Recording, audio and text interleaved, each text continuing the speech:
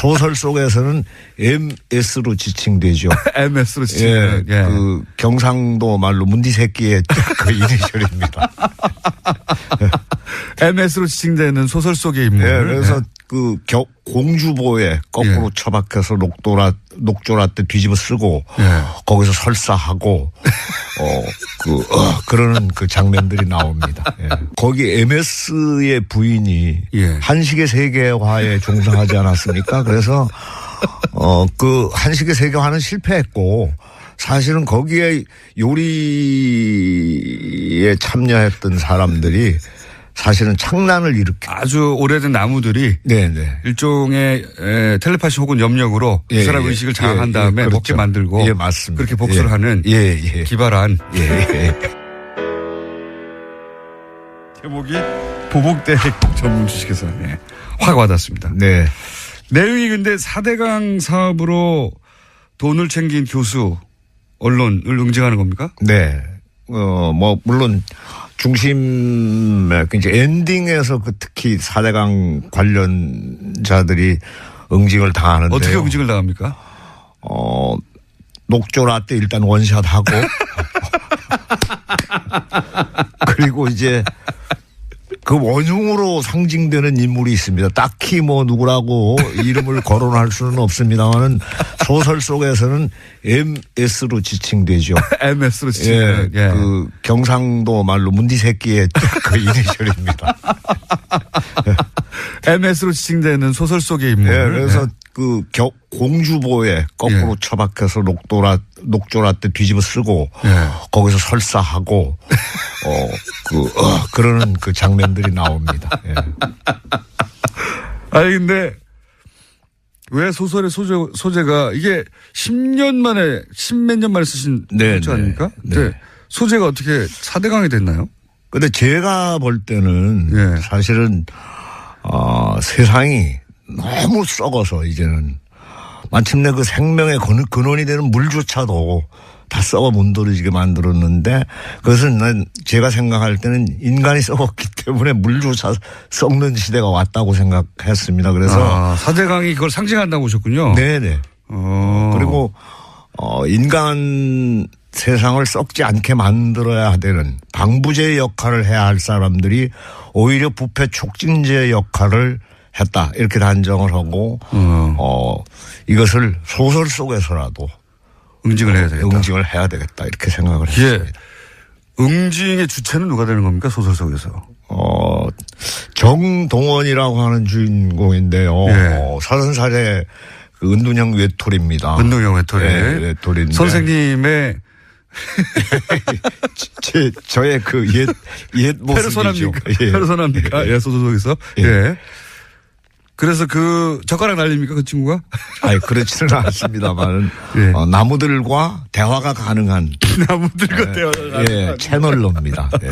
나무들과 평소엔 대화를 하다가 네네 이 4대강 사업이 끼치는 폐해를 직접 경험하고 본인이 직접 나서서 이들 응징하는 나무로부터 정보를 얻죠. 나무로부터 정보를 그러니까 그 응징을 당해야 할 사람들의 비리 누구를 만났는지 어떤 일을 했는지 이것을 집안에 다 나무 한 그릇씩은 뭐 화분이든 식물 하나씩은 키우지 않습니까? 그래서 그 백냥금이라고 하는 식물로부터 정보를 얻습니다. 식물들이 국정원 역할을 하는 거네요. 그렇습니다.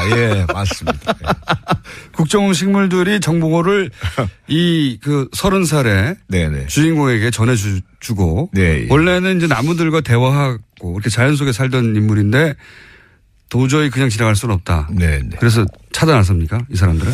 그 식물들을 대개 보면은 거의 그 동물하고 다른 점이 뭔가 하면은 한 자리에 붙박여서 딱 선체로 다 생존을 의식주 문제를 해결하지 않습니까? 그래서 저는 조금 동물들보다는 그 생존에서 상당히 좀 신사적이고 그야말로 헌신적인 이런 생명체로 이 4대강의 그 욕망의 그 매몰된 인간들을 동물적이라고 보셨고. 그렇죠. 예, 네, 그렇습니다. 자기 자리에서 자기 역할을 해나가는 소시민들을 이제 식물적이라고 보신 거네요. 그래서 이런 소시민이 복수에 나서는. 그렇습니다. 녹조 라떼를 퍼먹게 함으로써. 설사를 하게 만들고. 예. 그리고 뭐 그 이제 고양이 이마에다가 대못을 박는 또 젊은이가 하나 나옵니다.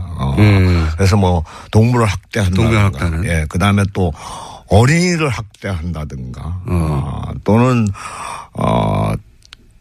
이제 정치적인 권력을 이용을 해서 그 부당하게 이득을 취한다든가 사람을 괴롭히는 이런 이제 정치가들도 응징을 당합니다. 국회의원들이 네. 그 소설 속에서는 풍자 소설이라고 말하자면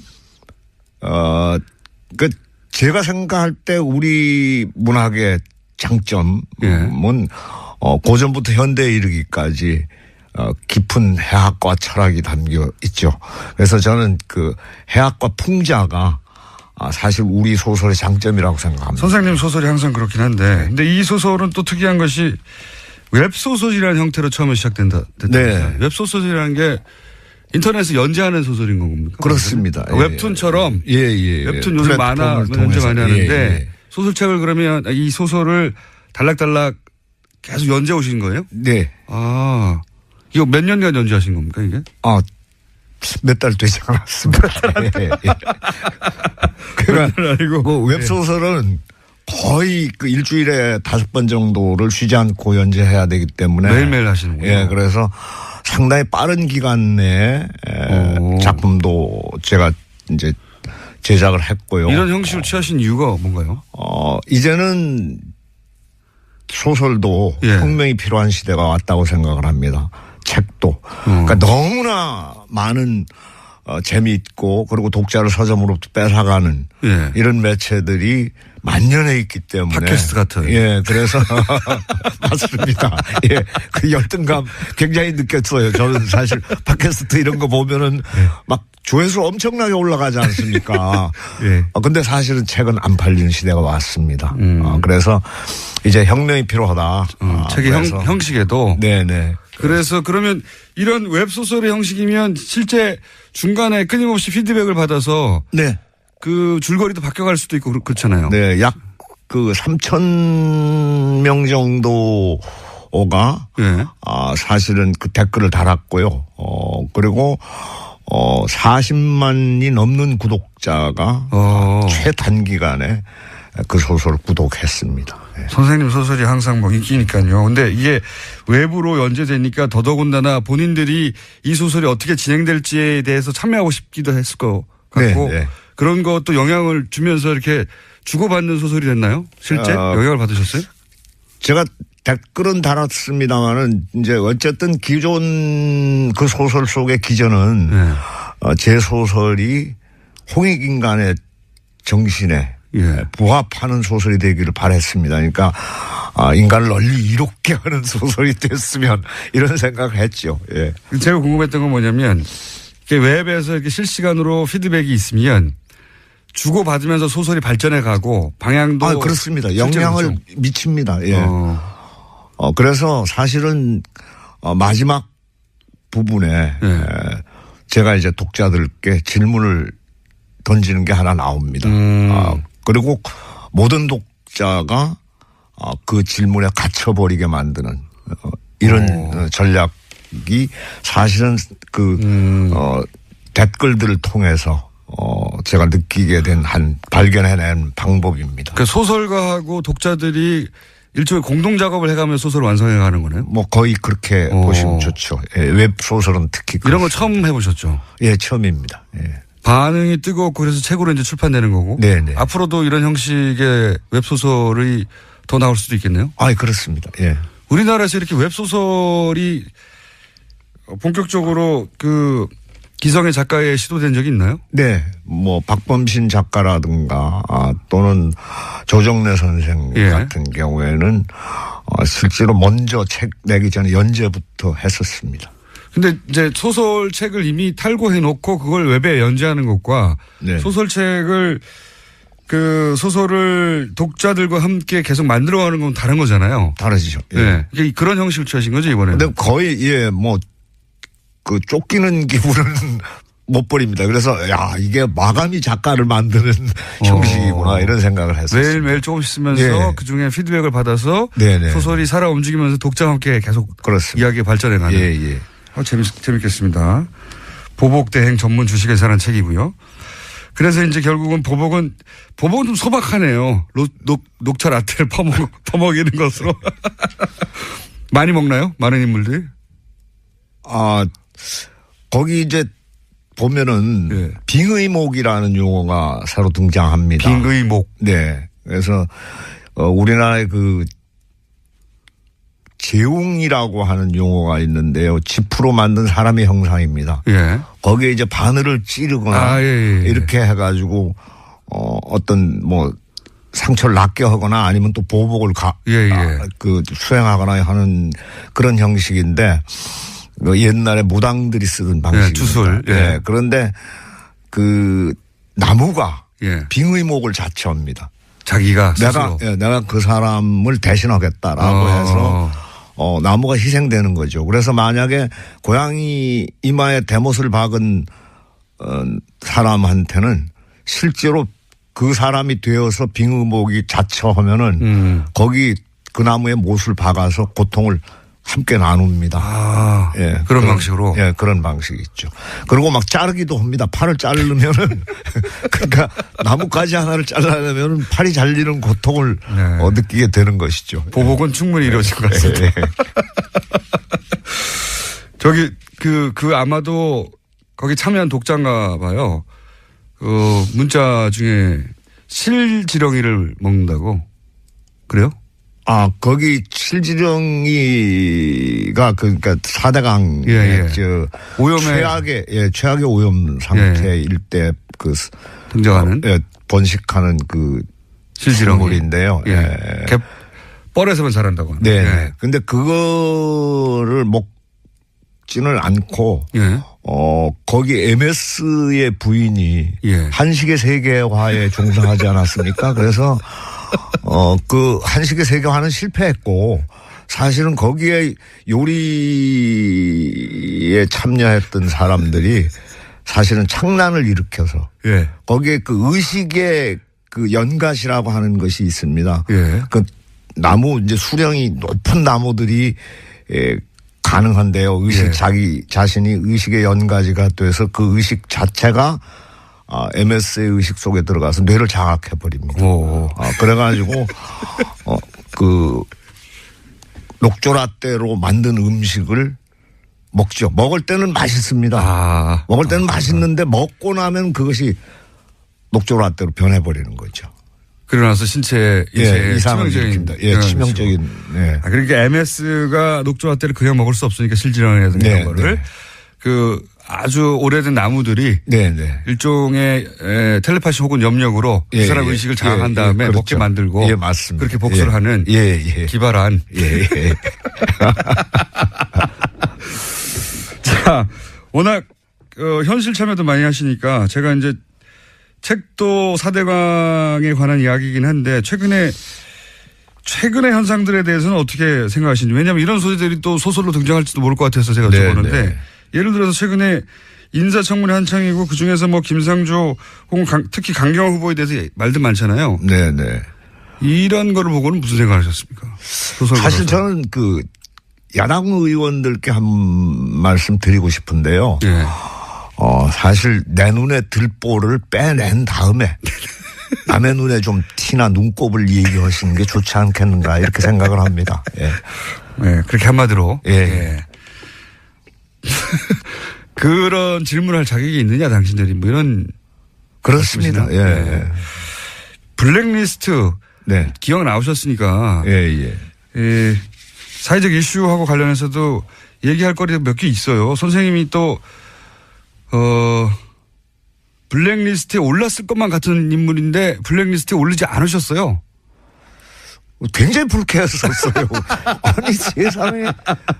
거기에 대개 블랙리스트에 오르신 분들은 진정한 예술인들, 진정한 문화인들인데, 저를 거기서 제외한다라고 하는 것은 제가 뭐 제 진정성을 의심했다거나 아니면 능력을 좀 너무 과소평가했던 것이 아니라. 중요하지 않은 소설가다. 그럼요. 예, 제외된 반정부 거죠. 인사이긴 하나. 예. 중요하지 않다. 그래서 상당히 불쾌했는데 나중에 청문회 때 보니까 사찰자 명단에 올랐더군요. 예, 블랙리스트가 아니라 사찰을 직접 당하신 거죠. 그래서 뭐 청와대 민정수석실이나 국정원에서 직접 관리 감독하는 등급이 훨씬 높으셨던 겁니다. 그런 존재였죠. 실제 그런 거를 느껴보신 적 있어요? 사찰을 당하고 있다? 근데 사실 그 사찰을 제가 당했다라고 하는 사실은 청문회를 통해서 알게 됐고요. 생활을 하면서 이럴 리가 없는데라고 하는 경우는 굉장히 많았습니다. 어떤? 뭐 예를 들자면 뭐 방송이 잡힌다든가 또 강연이 잡힌다든가 뭐 이렇게 되면은 다 성사가 됐다가 한 3일 앞두고 무산이 돼버리는 거예요. 그런 경우가 굉장히. 근데 이게 굉장히 자주. 방송 다 섭외가 돼서 이제 나가기로 돼 있는데 3일 전에 없어진다든가. 그런데 그렇게 되면은 그런 건 드물죠 사실은. 선생님을 섭외하기도 힘든데 섭외해놓고 3일 전에 취소해버리는 거는 방송사 입장에서는. 그래서 왜 그러느냐고 물어보면은 대답을 안 합니다. 그래요? 강연도 마찬가지고요? 뭐 그냥 더 묻지 마시고 그냥 그렇게 된 것만 알아주십시오 이렇게 얘기를 하죠. 뭐 소위 외부 행사들은 항상 그런 식으로 날아갔군요. 선생님의 인기가 과거보다 덜해서 그런 거예요. 네. 그 소설 속에서는. 풍자 소설이라고 말하자면. 제가 생각할 때 우리 문학의 장점은 고전부터 현대에 이르기까지 깊은 해학과 철학이 담겨 있죠.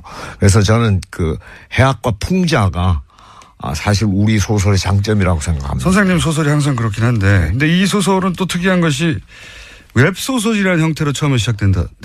웹소설이라는 게 인터넷에 연재하는 소설인 겁니까? 그렇습니다. 웹툰처럼. 웹툰 요즘 만화 연재 많이 하는데 소설책을 그러면 이 소설을 달락달락 계속 연재 오신 거예요? 네. 이거 몇 년간 연재하신 겁니까, 이게? 몇 달 되지 않았습니다. 그러니까 그 웹소설은 거의 그 일주일에 5번 정도를 쉬지 않고 연재해야 되기 때문에. 매일매일 하시는군요. 그래서 상당히 빠른 기간 내에 작품도 제가 이제 제작을 했고요. 이런 형식을 취하신 이유가 뭔가요? 이제는 소설도 혁명이 필요한 시대가 왔다고 생각을 합니다. 책도. 그러니까 너무나 많은 재미있고 그리고 독자를 서점으로부터 뺏어가는 이런 매체들이 만연해 있기 때문에. 팟캐스트 같은. 응징의 주체는 누가 되는 겁니까? 소설 속에서. 정동원이라고 하는 주인공인데요. 30살의 그 은둔형 외톨이입니다. 은둔형 외톨이. 외톨이인데. 선생님의 저의 그 옛 모습이죠. 페르소나입니까? 소설 속에서. 그래서 그 젓가락 날립니까 그 친구가? 그렇지는 않습니다만 나무들과 대화가 가능한 나무들과 대화가 가능한 채널로입니다.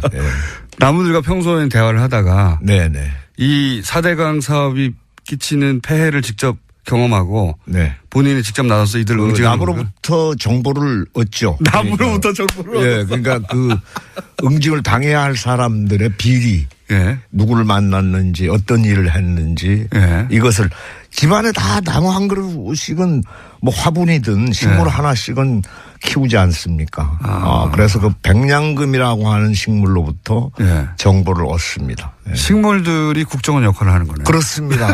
맞습니다. 국정원 식물들이 정보를 이 그 30살의 주인공에게 전해주고 원래는 이제 나무들과 대화하고 이렇게 자연 속에 살던 인물인데 도저히 그냥 지나갈 수는 없다. 그래서 차단했습니까? 이 사람들은? 그 식물들을 소설 속에서는 MS로 지칭되죠. MS로 지칭. 그 경상도 말로 문디새끼의 그 이니셜입니다. MS로 지칭되는 소설 속의 인물. 네, 그래서 그 공주보에 거꾸로 처박혀서 녹조라떼 뒤집어 쓰고 거기서 설사하고 그러는 그 장면들이 나옵니다. 거기 MS의 부인이 한식의 세계화에 종사하지 않았습니까? 그래서 그 한식의 세계화는 실패했고 사실은 거기에 요리에 참여했던 사람들이 사실은 창란을 일으켜 아주 오래된 나무들이 네네. 일종의 텔레파시 혹은 염력으로 그 사람 의식을 장악한 다음에 그렇죠. 먹게 만들고 맞습니다. 그렇게 복수를 하는 기발한 제목이 보복대핵 전문 주식회사 확 와닿습니다. 네. 내용이 근데 4대강 사업으로 돈을 챙긴 교수 언론을 응징하는 겁니까? 네. 뭐 물론 중심에 이제 엔딩에서 그 특히 4대강 관련자들이 응징을 당하는데요. 어떻게 응징을 당합니까? 녹조라떼 일단 원샷하고 그리고 이제 그 원흉으로 상징되는 인물이 있습니다. 딱히 뭐 누구라고 이름을 거론할 수는 없습니다만은 소설 속에서는 MS로 지칭되죠. MS로 지칭. 그 경상도 말로 문디새끼의 그 이니셜입니다. MS로 지칭되는 소설 속의 인물. 그래서 그 공주보에 거꾸로 처박혀서 녹조라떼 뒤집어 쓰고 거기서 설사하고 그러는 그 장면들이 나옵니다. 아니 근데 왜 소설의 소재가 이게 10년 만에 10몇 년 만에 쓰신 소재 아닙니까? 네. 소재가 어떻게 4대강이 됐나요? 근데 제가 볼 때는 사실은 세상이 너무 썩어서 이제는 마침내 그 생명의 근원이 되는 물조차도 다 썩어 문드러지게 만들었는데 그것은 제가 생각할 때는 인간이 썩었기 때문에 물조차 썩는 시대가 왔다고 생각했습니다. 그래서 4대강이 그걸 상징한다고 보셨군요. 네네. 그리고 인간 세상을 썩지 않게 만들어야 되는 방부제 역할을 해야 할 사람들이 오히려 부패 촉진제 역할을 했다. 이렇게 단정을 하고 이것을 소설 속에서라도 응징을 해야 되겠다. 응징을 해야 되겠다. 이렇게 생각을 했습니다. 대개 보면은 거의 그 동물하고 다른 점이 뭔가 하면은 한 자리에 붙박여서 딱 선 채로 다 생존을 의식주 문제를 해결하지 않습니까? 그래서 저는 조금 동물들보다는 그 생존에서 상당히 좀 신사적이고 그야말로 헌신적인 이런 생명체로 이 4대강의 그 욕망에 그 매몰된 인간들을 동물 쪽이라고 보셨고. 그렇죠. 네, 그렇습니다. 자기 자리에서 자기 역할을 해나가는 소시민들을 이제 식물적이라고 보신 거네요. 그래서 이런 소시민이 복수에 나서는. 그렇습니다. 녹조 라떼를 퍼먹게 함으로써.